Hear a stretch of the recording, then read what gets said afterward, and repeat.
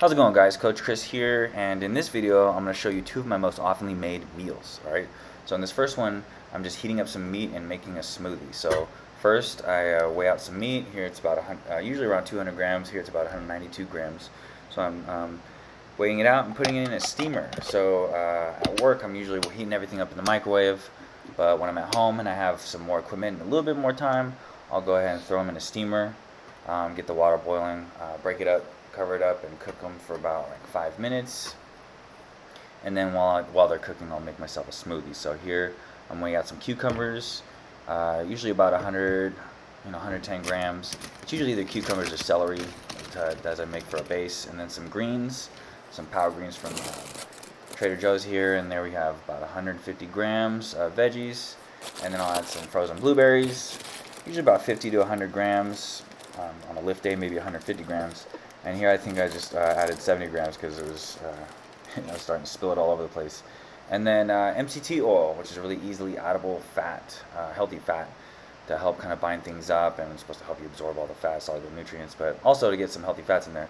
And then there you go, about 8 grams. And then I'll usually add about 5 drops of monk fruit to sweeten it up a little bit. So and then there we go, meat's all done. And then yeah, so that's usually breakfast, or or lunchtime at work when it's not a pre or post workout meal.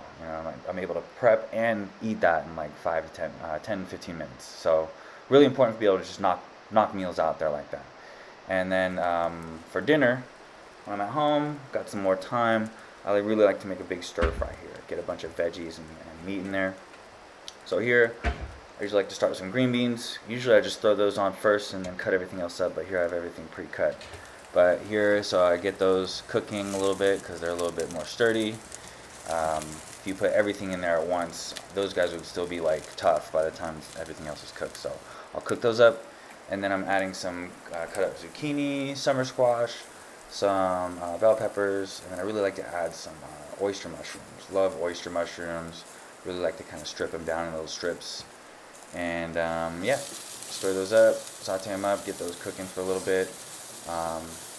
And I'm also adding some seasoning there, so some salt substitute, some iodized salt, and then also some powdered garlic.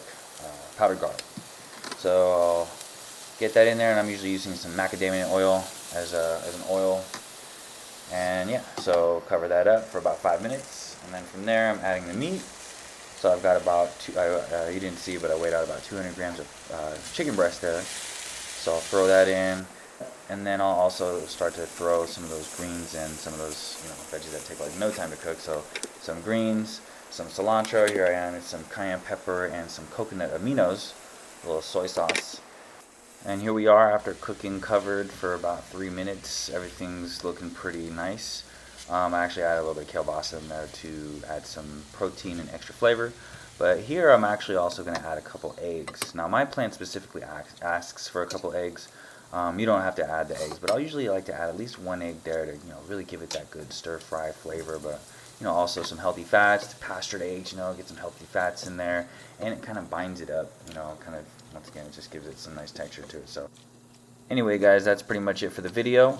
Once again, I can't emphasize how important it is to be able to knock these meals out quickly, right? I'm getting about 300 grams of protein every day, so it's really important for me to get that protein in early and be able to squeeze it in during break times at work. So once again, that first meal, even though it's not the most appetizing meal, I'm just able to knock it out real quick. And then when I've got a little bit more time, I can get a little bit more gourmet with it, with a stir fry at home, but still really not a whole lot of prep time. So anyways, there's the final product, and then here's some of the seasonings again I was using. So iodized sea salt substitute, which is mostly potassium, some pepper, macadamia oil, which is gut and high heat friendly, coconut liquid aminos, which is like soy sauce, cayenne pepper, and then some salt, pepper, garlic. All right, that's it.